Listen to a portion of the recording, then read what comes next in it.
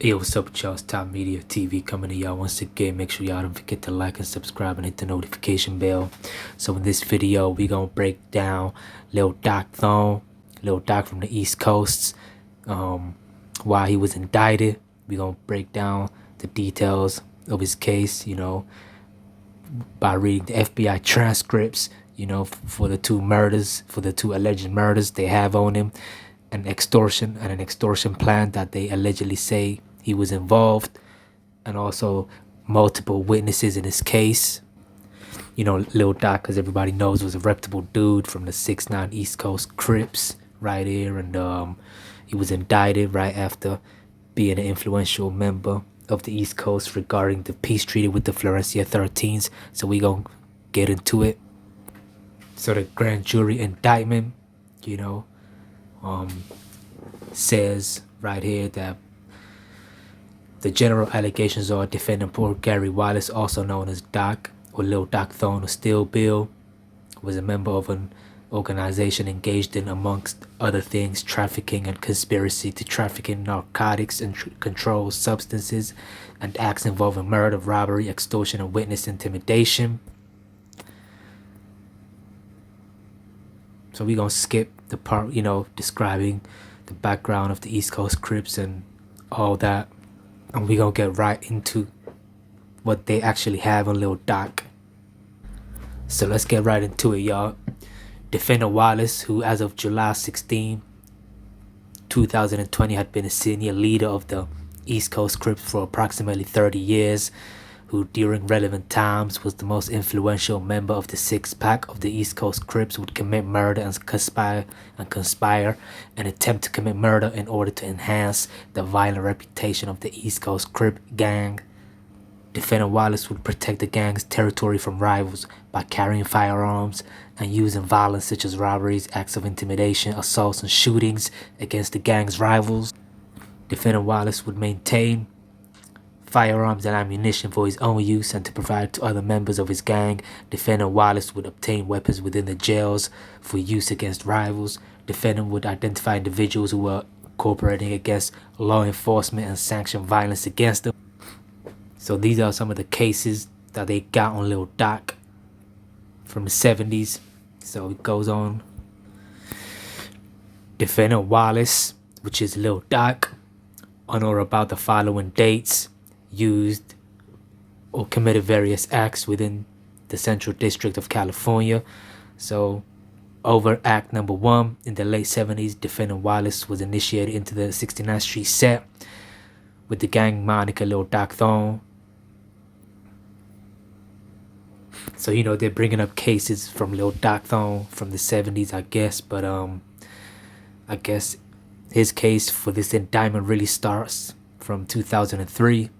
So act number 5, on or about February 9, 2003, defendant Lil Doc Thone used a handgun, shot and murdered RP, who was an East Coast Crip gang member who publicly disrespected Lil Doc Thone.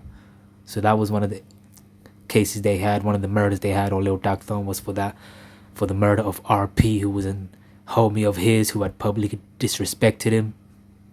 And this was actually a witness who actually gave this information to the feds, a confidential witness.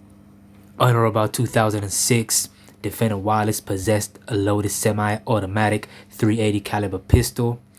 On or about 2009, within the East Coast Crip territory, Lil Doc Thone possessed 6 rounds of a .38 caliber ammunition that he intended to provide to another East Coast Crip gang member. Act number 8, on or about 2011, within the East Coast Crip territory, Lil Doc, Defendant Wallace possessed 22 grams of cocaine.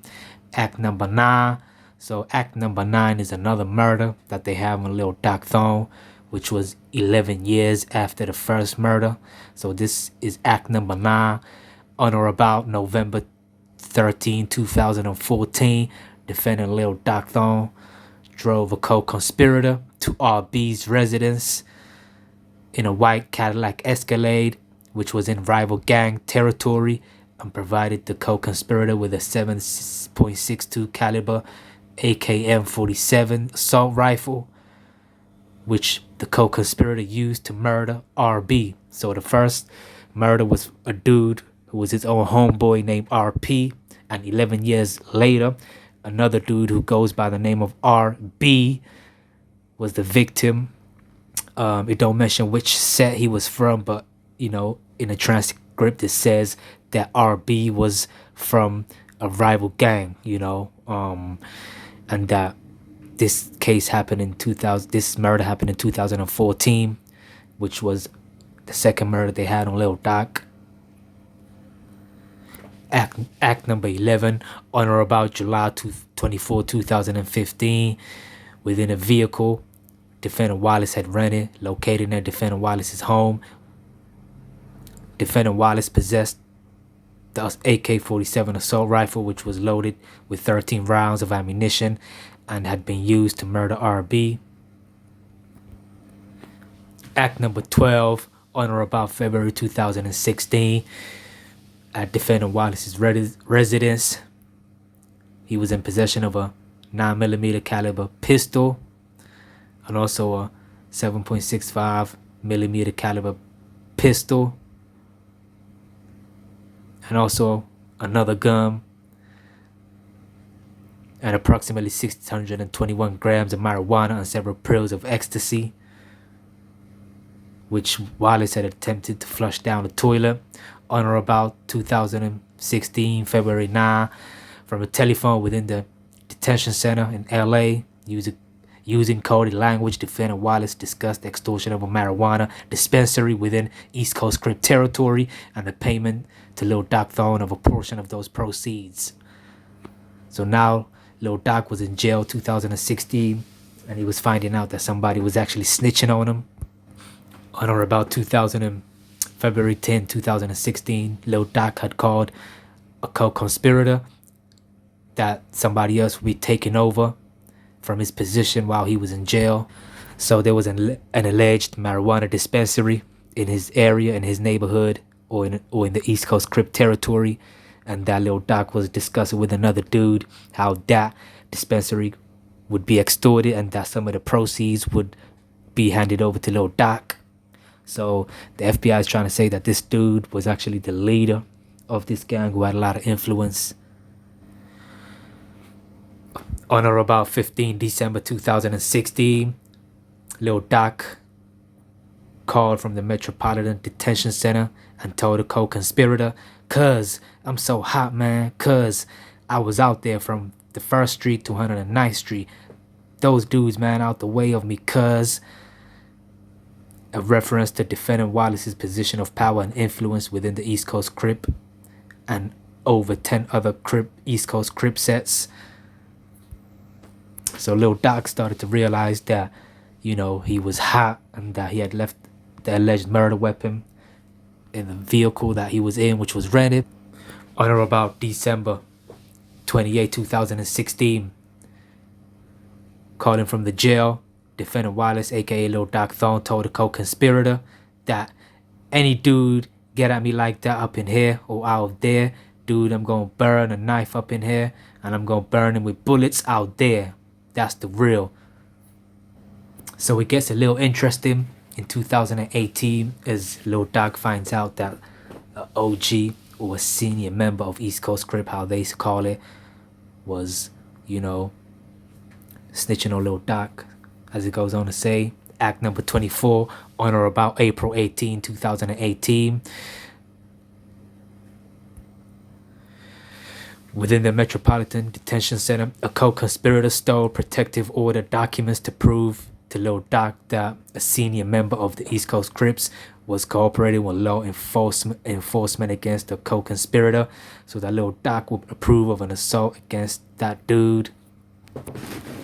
Now, this situation here gets very, very interesting because they are quoting Lil Doc in an interview he did in 2019.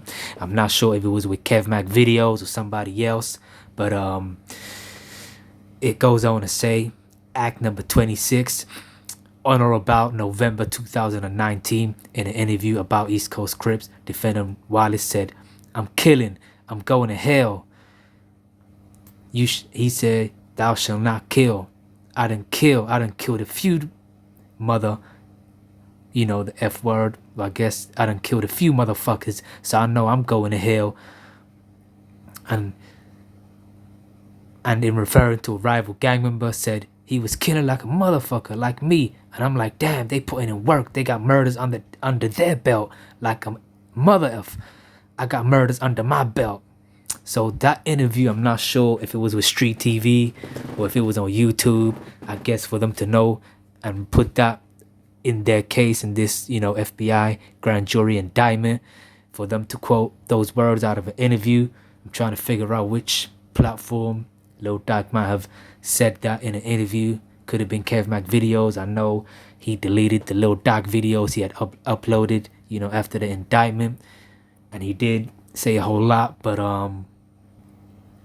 so, you know, that was all that they had on Lil Doc. But so it goes on to say, really, on or about February 2003, the Central District in Los Angeles County, defendant Wallace willfully, deliberately killed victim RP in violation of California Penal Code sections 31, 187, and 189 on or about November 2014 in Los Angeles County. Lil Doc willfully and deliberately killed RB.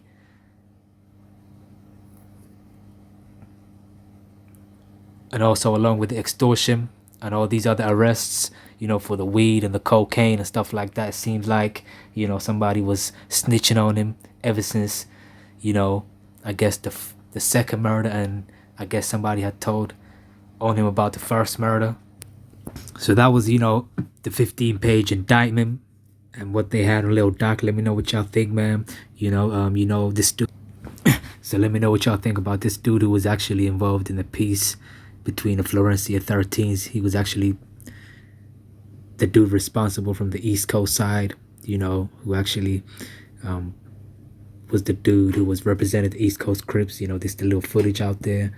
So let me know what y'all think, man. Make sure y'all don't forget to like and subscribe. Peace, y'all.